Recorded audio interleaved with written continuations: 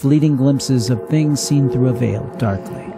Do we understand the meaning of these visions of life? Why we are here and how little of our existence we truly understand? Tonight we will talk of these things on The Other Side. Welcome to The Other Side. I am Jim Harold and so glad to be with you once again.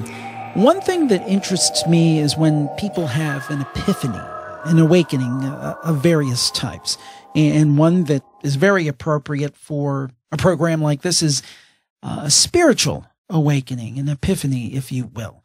And our guest today had an event like that, and subsequently he's become an author with 2 books out, Dancing on a Stamp and Dancing Forever with Spirit. And we're going to talk to him about his life before this awakening, how it happened, and the differences made in the insights that he's gained over the last several years. Our guest is Garnet Schulhauser. He's a retired lawyer who lives near Victoria on Vancouver Island with his wife and his little dog, Abby. He grew up on a small farm in Saskatchewan and moved to Calgary after law school, where he practiced corporate law for over 30 years with 2 blue-chip law firms. But after retiring from his law firm in 2008, he began a new career as an author with his first book, Dancing on a Stamp. And then his second book is Dancing Forever with Spirit, just out this year. And we're going to talk how he went from being a corporate attorney to being someone who is very much into and dedicated to sharing his thoughts on the spiritual side of life. Garnet Schulhauser, welcome to the program today. Thanks, Jim, and thank you for inviting me. So I have to ask you, I think we all have kind of a vision of what we think about corporate lawyers, maybe, and no insult, but there's a tendency to think they're ruthless and go gadget and let's get this money or protect our firm from whatever the case may be. Was that what life was like before you had this awakening? Is that accurate? Is that an oversimplification, unfair, or was that what life was like? Well, for me, it was a bit unfair. I wouldn't say it was ruthless, but I was certainly dedicated to my clients' interest. And my clients, of course, were all corporations who were interested in making money. And so to that extent, I was sort of there to advocate their causes. But sure. I wouldn't say I was ruthless about it. But I was very much a typical corporate lawyer. I was a straight-laced, button-down, stuffed shirt kind of a guy who wore pinstripe navy suits and, ties and that kind of thing. And I was always very much straight and laced kind of guy. And so that was my life before I had my epiphany, as you mentioned. So at that point of your life, prior to this epiphany, and we'll talk in a minute about what happened to change your life in a big way, did you ever think about the spiritual side of life, or did you just think that's for somebody else, that's not for me? Well, yeah, I did. I was constantly asking myself the questions through life. Let me back up a step. I was raised as a Roman Catholic, so I was raised, in accordance with their beliefs and their rules. I served as an altar boy, followed all the rules, and when I hit my 30s, I started to disbelieve a lot of what they had taught me. It didn't make any sense to me. So then it was sort of a no man's land, casting about trying to find a new paradigm to latch onto, a new set of beliefs. And I was always asking myself the life eternal questions like, who am I? Why am I here? What's my life's purpose? And what happens to me when I die? So I was casting about trying to find something else that made sense to me. So I was sort of not religious, not particularly spiritual, but hoping that somebody would come and give me the answers that I've been searching for. And so then it happened that fateful day in 2007. So tell us what happened on that day in 2007. Well, I was still practicing law. I was strolling down the street one day in May, nice sunny afternoon. And all of a sudden, out of nowhere, a homeless man just jumps out in front of me. Now, he looked very typically like a homeless man, long stringy hair, scraggly beard, dirty slept-in clothes. And my typical maneuver when I met these people on the street is just to do a quick sidestep and go around them. But for him, I didn't. He was different. He had these amazing, dazzling blue eyes. They shone, out of his eye sockets like 2 little blue stars. Mm-hmm. And they were doing 2 things. First of all, they seemed to be penetrating deep within me, his gaze. And I felt like he knew everything about me, everything I'd ever said or done in my life, all my hopes and aspirations, all my fears and anxieties, my deepest and darkest secrets. I felt that this guy knew it, even though we never met each other.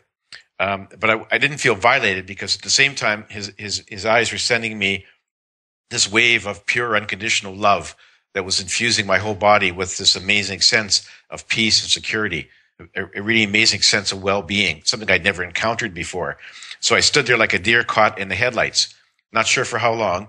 And then he broke the spell by saying to me, "Why are you here?" Mm-hmm. And then he quickly disappeared into a nearby store.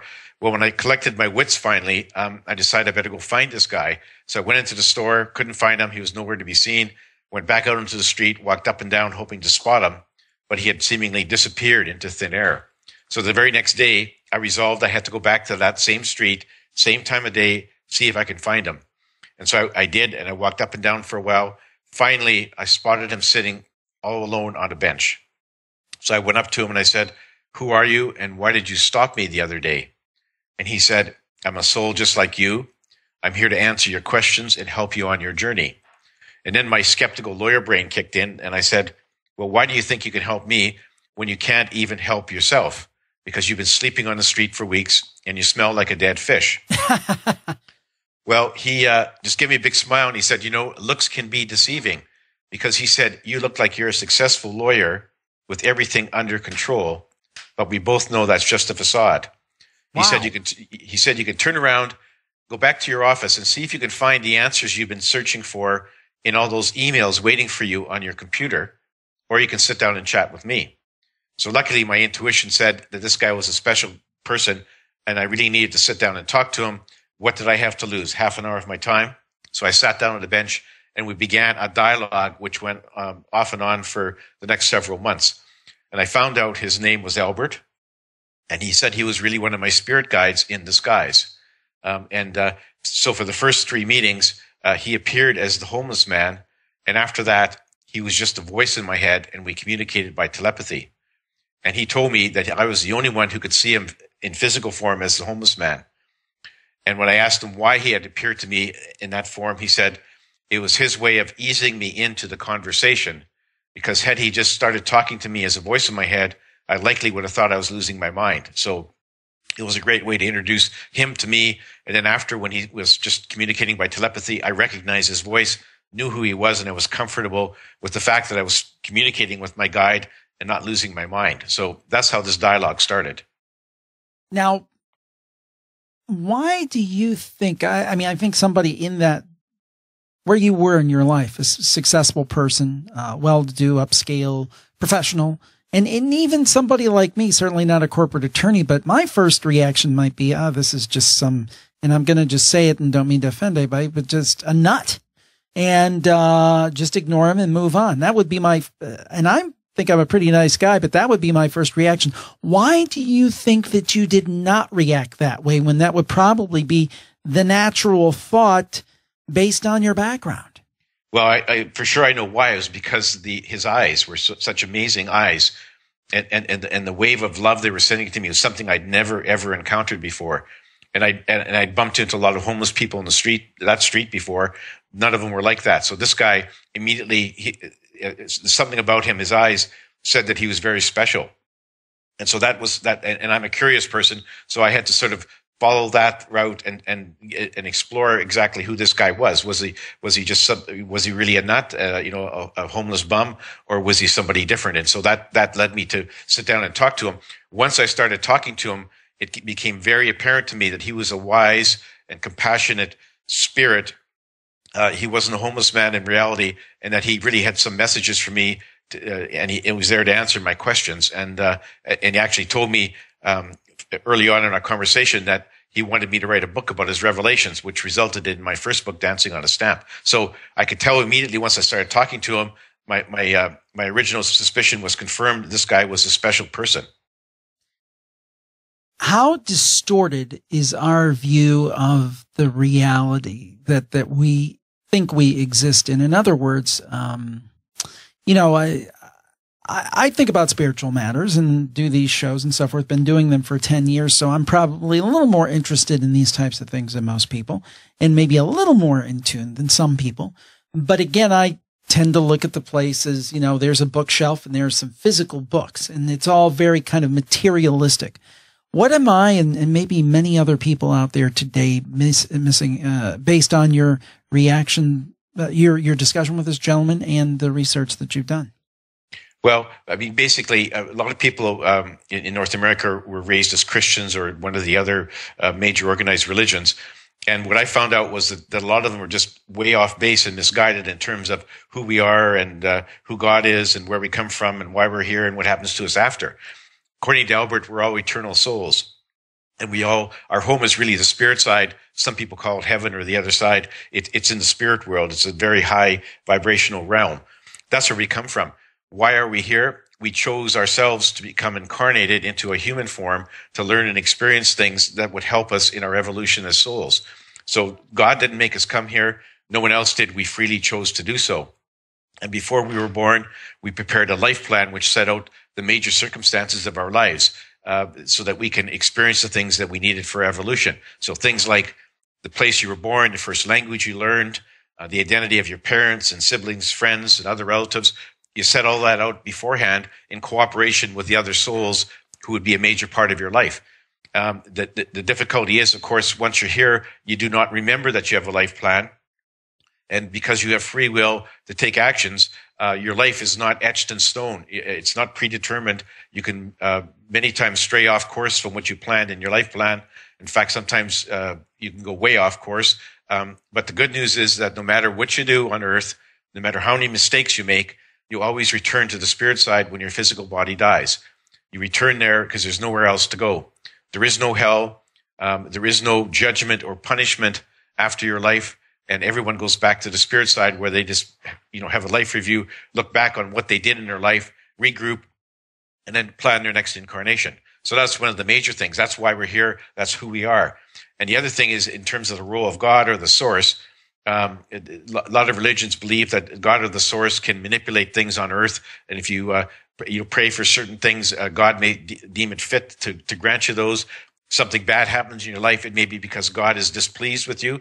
Albert says the source does not control events on earth, does not get involved in events, does not make rules for us to follow. And therefore, that's why there's no punishment or judgment after death, because no matter what you do in terms of the source, you haven't done anything wrong. There is no absolute right or wrong in the eyes of the source. So major deviations from what I was taught as a kid for what most Christians were taught, Jim. So really quite different. But when I heard these revelations from Albert, they immediately sort of rang true to me. And I thought, yeah, that makes sense. I like those much better than what I was taught as a child. Now, let me ask you this, because you said something there that caught my ear, and I think it will to many other people. Sometimes I think that organized religion gets a little carried away with itself. If you watch an R-rated movie, you're going to hell. On the other hand, if you're Adolf Hitler and you kill 6 million Jews, something like that there has to be some kind of wrong. I mean, to me, killing people or abusing people, or an extreme example like Hitler, those have to me, it would seem logical that those have to be wrong on some level. To me, they are wrong.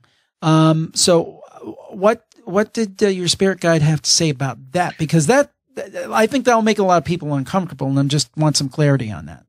Oh, he said for sure there are rights and wrongs on a relative scale on earth, based upon our moral codes. We all have moral codes, not necessarily the same, but there's certain human built-in moral codes, varies between countries, but there's some basic things that we all feel is wrong. And he says, yeah, that's fine. As a human on earth, it's okay to say that's wrong or something else is right. All he's saying is that it's all relative to our experience on earth. And on the spirit side, whatever happens on earth, no one there regards our actions as right or wrong in any absolute sense. And the source doesn't regard our actions and places no judgment on what we do on earth.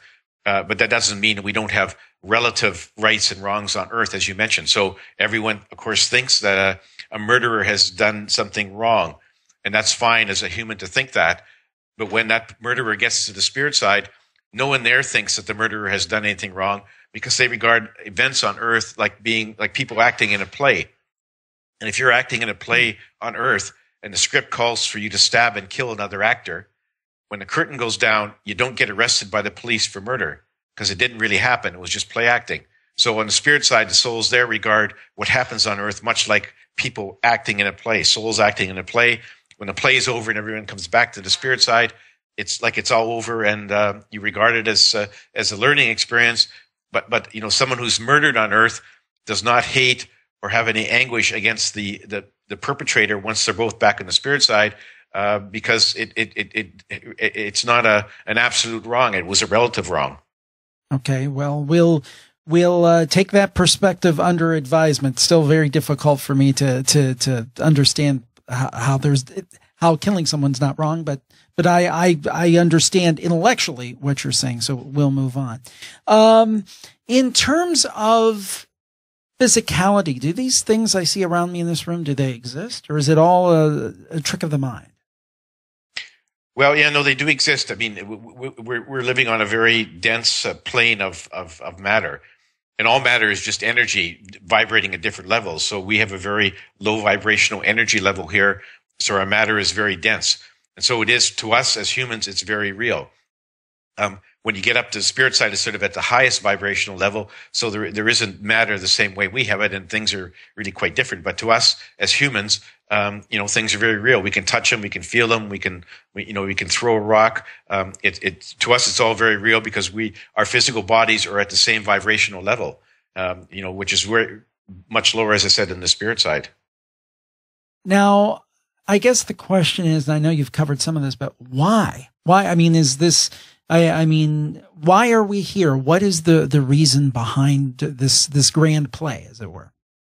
Well, it's because, as I say, you come here, you chose your life carefully to try to experience things that you needed for your evolution. See, what happens on the spirit side is that you can acquire knowledge about what goes on the dense planes, like the planet Earth. But it's like book learning knowledge. And to really complete your knowledge, you have to physically incarnate as a human to actually experience it firsthand. That completes your knowledge and gives you the wisdom, from your experiences to truly understand, what happens on earth. And, for example, on the spirit side, there's no negative emotions. So there's no anger, hate, or fear. On earth, of course, we have plenty of those. So if we really want to know as a soul what it's like to feel fear or to experience anger or hate, you really have to incarnate in physical form to actually get that firsthand. Not just part of your evolution as a soul contributes to your wisdom. So it's all part of your growth. Now, in terms of this idea of going back to the spirit side, so are we talking about reincarnation here, where you have lifetime after lifetime, and over time you're supposed to learn lessons and then build to a higher plane to where you eventually stay over on the spirit side? Is that the way it works in your view? Well, yeah, I mean, we continue to reincarnate. It's our choice as to how many times we want to reincarnate here. But we keep on growing and learning from every lifetime. And when we feel that we've sort of learned everything that we need to learn from the earth plane, then we'll leave it behind and we'll go somewhere else, either to stay in the spirit side or incarnate in one of the other many life forms in the millions and millions of planets that we have in our galaxy. So we're not restricted to the planet Earth. So we can leave this planet when we're satisfied that we've accomplished everything, then move on. So that's kind of like it. It's sort of like you determine, you come here to learn experience, you determine when you've graduated, and then from there you move on. In the view of the spirit guide, what is the most difficult thing about being human? What catches us up? Where do we lose the thread? Well, we lose the thread because we don't remember where we came from and what we have in our life plan. And that's very deliberate, because if you remembered exactly what you had planned for your life beforehand, it would be too easy. And Earth is intended to be a tough school. So the fact that we don't remember what's in our life plan or who we really are, and the fact that we don't hear all the coaching we get from our spirit guides, because they're always sending us messages. Every time we come to a decision point, we come to a fork in the road, they're trying to send us messages to tell us which way to go based upon what we had planned for ourselves beforehand. But the messages are very subtle, Jim. So unlike my direct telepathic communication I have with my guide, which is very much of a one-off thing, for most people, you get your messages as a flash of intuition, a whisper in your mind, a gut feeling, a coincidental event. There's all a number of ways that they try to communicate with you, but they don't hit you over the head with it. Very subtle, and all too often we miss what they're telling us because our minds are way too cluttered with other thoughts about what happened last week, what's going to happen next month, and we just miss the messages. So that's the real challenge, that makes it so difficult, is that we don't hear our guidance. Now, one thing that fascinates me about reincarnation is when you hear these stories of children at a very young age recalling something that supposedly happened in a past life, and it would be something that they would really have no knowledge of. I think, of course, about the young man who talked about being an aviator in the Second World War. That's a famous case, and there's many famous cases in the East. In India, for example, it's very common to hear children talk about things that happened in past lives. A, do you put stock in those accounts? And B, what do you think is happening? Is that where the process of us forgetting hasn't quite taken hold yet until we get a little bit older? Exactly.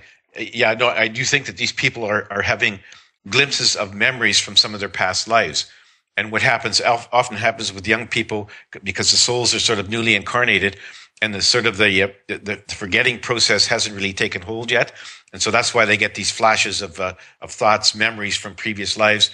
By the time they get older, all the other thoughts in your lives and experiences have sort of crowded these out, and you tend to forget them. And so it's a sort of a developing process. So a lot of young children remember past lives. A lot of them remember it, but don't even speak about them. Others speak to them about their parents and just get hushed and told that their imagination is running wild, so there's a lot of stifling of that kind of thing, but for sure it happens. And a lot of people can actually remember more of their past lives through hypnotic past life regression. And so people who undergo that can actually get taken back through some previous lives on Earth. And their events are much clearer then, and they are actually recorded on tape recorders. There's been a lot of books about these happenings, as you know. And in fact, the founder of my publisher, Dolores Cannon, she's very good at that. She passed away last October, but she has done many books about these past life hypnotic regressions. So that's just another way of finding out. But the children remember those. That just sort of happens naturally. Yes, Dolores was a guest on one of the programs previous to her passing. Now, in Dancing Forever with Spirit, you touch on the extraterrestrial question. Where do ETs come into play with all of this?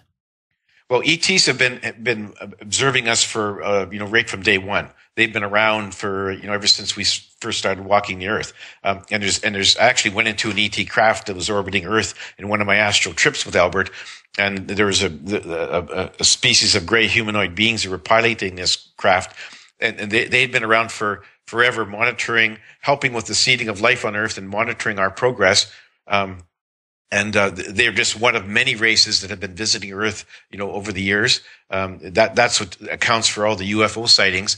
Most of the time, we don't get to see them. Sometimes we get glimpses of them, but they so far have avoided open contact for their own reasons. Although they have contacted individual humans and they've contacted some of the governments, and the governments, of course, are covering this up, but they are very much there, alive and well. They're benevolent. They're there to help us whenever they can. They've given us help through inspiration, inspiring us to create new technologies, new advances. So they try to help in whatever way they can, but they're not allowed to directly interfere with us. So they can't use their superior technology to destroy all of our weapons and stop all of our wars. They're not allowed to do that. So they have to sort of try their best to help us and then watch helplessly as we've gone through many wars. And they've seen a lot of our civilizations crash and burn in the past, like Atlantis and Lemuria. And right now they're sincerely hoping that our current civilization doesn't suffer that same fate. As people on this big blue ball or little blue ball, depending on your perspective, we're trying to go, and you referred to this before, we're trying to think about what happened last week. Got to remember to take out the garbage, pay the taxes, go to work, send my kids to school. When you've got all of those kind of real world, got to do it kind of things in your life, how do you get those things done and yet detach a little bit and say, I've got to look at the bigger picture? How do you go about that? Well, Albert says the best way is really through meditation. Sit quietly in a quiet room somewhere and try to quiet your mind, try to get rid of the clutter of the other thoughts. And it's not easy, but if you keep on practicing even 10 or 15 minutes twice a day, you'll get better at it. And as you get rid of the clutter, then you'll start to hear the messages from your guides, and you'll start to see more of the big picture. So that's really I mean, there's no magic bullet for this. That's really the way to get in contact with your higher self and with your guides. So, in terms of us getting along societally, not just at the individual level, but is there any hope for us? I mean, how do for example, if I'm a person and I'm looking at the issue, the situation in Syria, or wherever it may be, or famine in Africa, or wherever the big issue or big strife may be, you feel pretty small. Like, how do I impact that? How do I help that situation? How do you help us live together as opposed to being apart as we have since really the beginning of mankind, in terms of eventually, tribes fighting each other, and then countries and nation states and so forth. Me as little old Jim Harold, how do I impact that on a global level? Well, it seems like it's an impossible task, but according to Albert, it's not.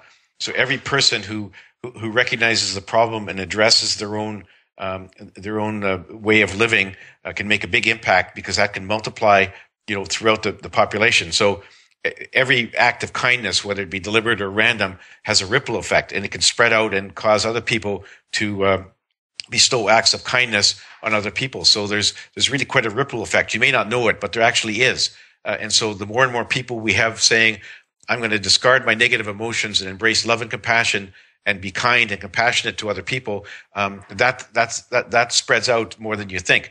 And even though it looks pretty grim, when you listen to the nightly news, Jim, I'm with you. I agree with you. It seems like we're in pretty dire straits. Albert says that there is great hope for us, because the good spirits on the spirit side, including him and many others, are channeling messages from spirit through many different channels around the world. People like you who have radio shows, people who write books and blogs, people who speak at public gatherings, the message is being channeled, and more people are hearing it. More and more people are becoming spiritually aware, and to the extent that increases and multiplies, Albert says we have a very good chance of pulling this one through before we destroy ourselves. So it may look grim, but the thing is that so many acts of kindness, so many good deeds in our world, done by humans, go unnoticed because they're not reported by the news media. The media tends to focus on negative news, and that's why we seem to get all the bad stories and not many of the good stories. But yes, so what you can do, begin by discarding your negative emotions, trying to control your negative emotions like fear, anger, hate, greed, and so on, and then embrace everyone around you, of your fellow humans, the other planet, the other animals in our planet itself. Embrace them all with love and compassion, and to that extent, you'll raise your vibrations. And as you raise your vibrations, you become more spiritually aware. And then you lead by example, so that your neighbors can see what Jim is doing, and they will be led to follow you, and follow your path to spiritual enlightenment by controlling their negative emotions and embracing love and compassion. So one person can actually do a lot. And Garnet, you've certainly done a lot with your 2 books. And now, where can people plug into your work, and where can they find the books if they want to learn more and embark on their own journey? Well, the best starting point is my website, which is garnetschulhauser.com. That's hard to remember. So if you Google "dancing on a stamp," you'll get to my webpage. On there, there's information about both my books. You can download a free excerpt for each book. You can watch a book video. And there's buy links on my website. It'll take you to all the popular online stores like Amazon, Barnes & Noble, and a number of others. All you have to do is click on that, and you get right to the page where you can buy my books. So that's the easiest way to get to a place where you can buy my books. My website also has all my social media links, like Facebook, LinkedIn, YouTube, and Google+. And so you can click on those and get more information about what I'm doing and what's happening with my publishing path. My 3rd book, Dance of Heavenly Bliss, will be released in early 2016. And so there'll be updates on my website and my social media sites about that release.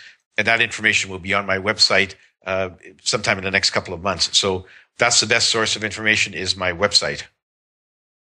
The books are Dancing Forever with Spirit and Dancing on a Stamp. Our guest has been Garnet Schulhauser. Garnet, thank you for joining us today on The Other Side. Thank you for having me, Jim. And thank you for tuning in to the program. We certainly appreciate it, and best of luck and enlightenment on your own journey. We'll talk to you next time. Have a great week, everybody. Bye-bye.